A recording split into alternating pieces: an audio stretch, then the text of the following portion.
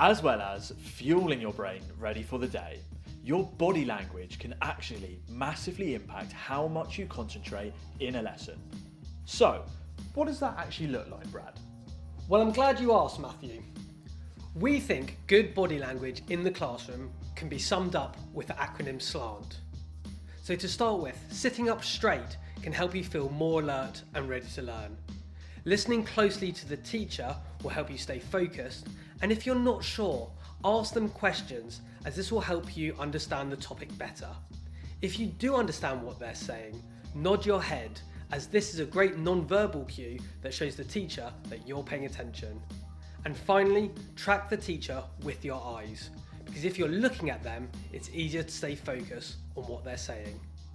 So next time you're in class, if you start to feel yourself distracted or having lapses of concentration, just remember to slant, and that will help you concentrate better.